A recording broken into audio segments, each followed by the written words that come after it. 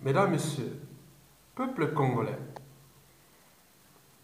je vous informe que les experts qui étudient les relations entre peuple et dictateur sont tous arrivés aux mêmes conclusions. Qu'au Congo-Brazzaville, 10 à 20 jours d'opération ville morte, Sassou Nguesso tombe. Je vous rappelle, ou je répète, que tous les experts qui étudient les relations entre peuple et dictateur sont tous arrivés à la même conclusion ou aux mêmes conclusions que 10 à 20 jours d'opération ville morte au Congo-Brazzaville, Sassou Nguesso tombe. Parce que celui-ci est déjà au bout du rouleau, à bout de souffle. Il n'a jamais été aussi faible. Il est affaibli au plan national à cause de la situation sociopolitique, socio-économique et humanitaire insupportable, intolérable. Cette même situation qu'il a lui-même créée et engendrée. Et cette même situation en train de se retourner contre lui-même. Donc, au niveau national, Sassou Nguesso est complètement affaibli. Il ne reste que quelqu'un pour le pousser dans le trou.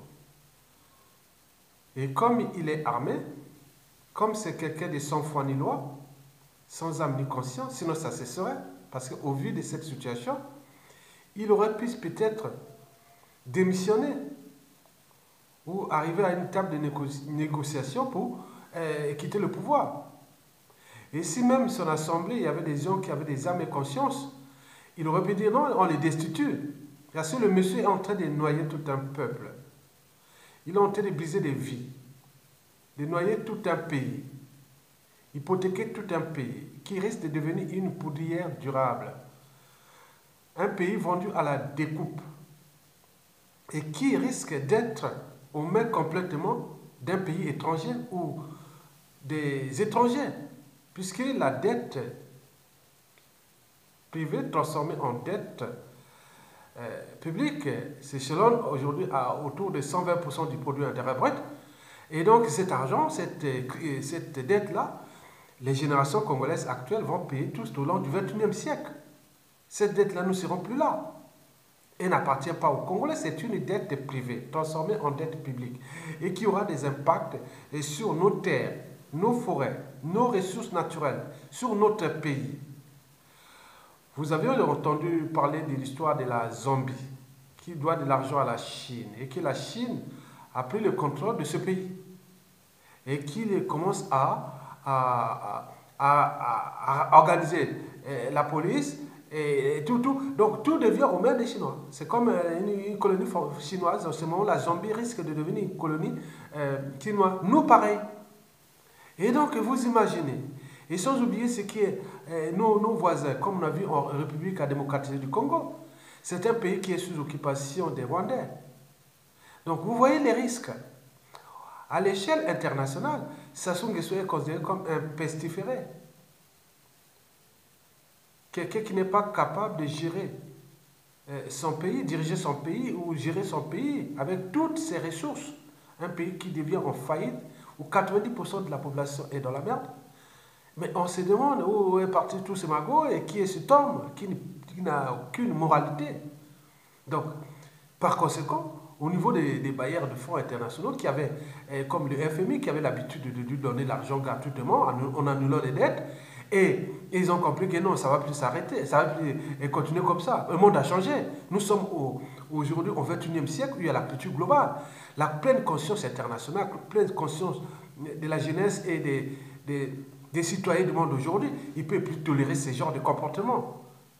quelqu'un d'irresponsable qui est là, il ne sait pas gérer, il n'a jamais fait de politique, ni du social, il n'a su que faire de la corruption, de l'achat de conscience, et puis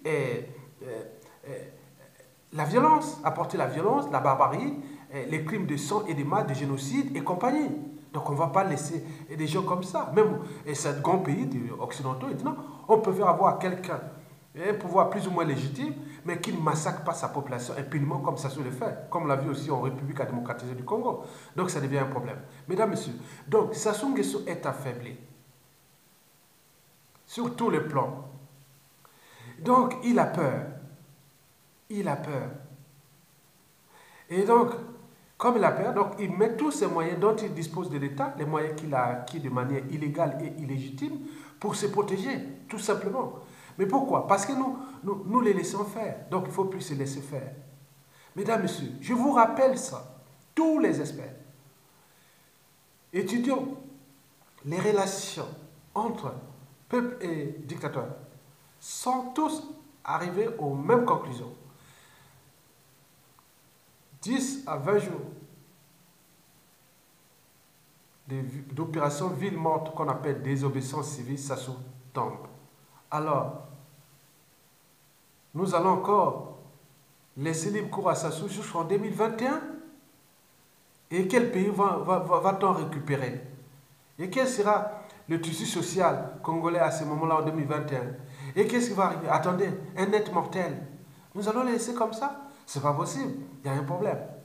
Donc, le temps n'est plus de s'indigner. Le temps est venu de passer aux actions directes, aux opérations concrètes. L'indignation, c'est l'immobilisme, c'est l'inaction. Le temps est venu d'agir. Ça ne sert à rien de glander si vous n'êtes pas capable de te rebeller. Mais là, il ne s'agit pas de se rebeller. Tous les experts ont dit que 10 à 20 jours d'opération ville morte, ça se tombe sans le chaos ni effusion de sang. Je vous répète, 10 à 20 jours d'opération ville morte, Sassou Nguesso tombe sans le chaos ni effusion de sang. Et après, nous allons passer à l'opération, à la période de transition. Mesdames, Messieurs, voilà ce que les experts ont tous calculé de cette désobéissance civile ou de cette opération ville morte. Ils ont dit que, en fait, du premier jour au 20e jour d'opération ville morte ou de désobéissance civile, nous pourrons passer par 3 phases. La première phase va du premier jour au 5e jour. Et dans cette phase, nous pourrons avoir pour les organisateurs, ils peuvent subir soit des menaces de mort, des intimidations et même des risques d'emprisonnement de ces organisateurs. Mais comme ils seront motivés, ils savent qu'à tout instant, Sassou peut tomber. Et donc nous pourrons être là à la place de Sassou dans une période de transition citoyenne. Donc qui ne risque rien à rien. Donc le peuple va leur livrer une crédibilité parce que déjà dans cette période de transition citoyenne qui va arriver. Et à la fin, il arrivera des élections libres et transparentes après. Mais ils auront gagné déjà une grande crédibilité. Et parmi ces gens, il y aura des syndicats, des gens de la société civile, et peut-être des hommes politiques aussi. Donc d'où l'opération vaut le coup. Donc, aux côtés du peuple, il n'y a pas de problème. Parce qu'ils sont chez eux. Ils ne bougent pas. Sassou ne viendrait pas les chercher un à un dans chaque maison. Non, ils sont chez eux. Ils ne bougent pas. Bon. Nous allons épargner seulement, il faut le dire, dans cette phase, il y aura bien sûr la mobilité pour l'alimentation. Donc, il faut laisser les minima vitaux. Les minima vitaux, donc les minimums vital, que les gens aillent au moins au marché, manger et autres. Il faut laisser ça pour la circulation. Il n'y a pas de souci. Et au niveau des hôpitaux, ils peuvent rester ouverts, ce n'est pas de souci. Donc la circulation peut être encore là, mais ce qui sera bloqué, c'est tout justement tout ce qui est constitué de l'État, administration, les ministères seront tous bloqués. Tous les ministères, personne ne va travailler. Celui qui va travailler, il va travailler pour l'éducateur. De toute façon, si vous allez là-bas, ça ne sert à rien parce que vous allez perdre votre temps. Parce que la situation va devenir de plus en plus dramatique. Si on laisse Sassou Nguesso là, il a terminé 2018. Vous le saviez, donc vous allez travailler gratuitement. Donc, les administrations bloquées, les ministères, les écoles, l'université, les aéroports internationaux de Brazzaville et de Pointe-Noire, tout bloqué ou même perturbé, tout complètement. L'enjeu est là. Il y a des points stratégiques comme la radio-télévision congolaise bloquée. Ceux qui vont encore faire cette télévision, ils savent que si ça tombe, vous êtes radiés. Ça, c'est sûr et certain. Il n'y a pas de souci. En espace d'une semaine, Télé Congo peut rester hors de service, on met que les tout qui passent, le temps de recruter des gens qui vont venir d'étrangers et pour assurer le service, et vous serez déjà radiés. Donc, imaginez les risques, parce qu'il s'agit bien sûr des problèmes de vie et de mort, et d'un pays qu'il faut sauver. Si vous continuez à faire les téléfoufous de Sassou, et vous risquez tout vous-même. C'est pas, au final, on connaît comment ça se déroule. Donc, on va plus être des naïfs et des passifs éternels. Non, ce n'est pas possible. Donc, les hôpitaux, la circulation, la mobilité, ok, mais les administrations, tout ce qui est les trucs de l'État, sont bloqués. Et en ce qui concerne les villes, oui, les villes du sud, au nord, ça c'est sûr, il faut mettre ça. Les gens sont chez eux. Et donc, pendant cette première phase, qui va durer 5 jours, donc, du côté des organisateurs, je vous rappeler qu'il y aura des menaces et compagnie, mais ils vont tenir bon, puisque qui ne risquent rien à rien. Donc, pour le peuple, c'est eux, parce qu'ils ne venaient pas les tuer, puisqu'il est habitué à tuer les Congolais, du nord au sud, de l'est à l'ouest. Maintenant, là, ils sont chez eux. Vous avez tout compris? Maintenant, on va passer à la deuxième phase, qui va du 5e jour au 10e jour, qu'on appelle la phase de rupture. Imaginez que toutes les administrations ne fonctionnent plus. Donc, il y a perturbation complète des villes de Brazzaville et de Pointe-Noire. Et n'oublions pas les aéroports internationaux, donc il n'y a plus de décollage d'avions et autres. Donc, il y aura certainement la pression internationale. Demandez à Sassou Nguesso qu'est-ce qui se passe. Et on va l'inviter à la table de négociation. Mais en réalité, pour les collectifs ou les organisateurs, vous avez plus de risques. Donc, si vous revenez pour se faire acheter par Sassou, mais vous connaissez, il va vous attraper comme des lapins. Et après, il vous fera tomber comme des quilles dans un bowling par des emprisonnements ou des assassinats. Donc, vous connaissez. Donc, quand on prend la décision, oui, même pas peur, on va jusqu'au bout. Donc, cette phase de rupture, il y aura certainement beaucoup de pression internationale et des négociations avec les organisateurs. Mais en réalité, ce serait simplement de dire non, mais M. Sassou Nguesso, oui, quitte le pouvoir. Et dans cette phase de rupture, il peut y avoir les patriotes militaires qui peuvent prendre les responsabilités.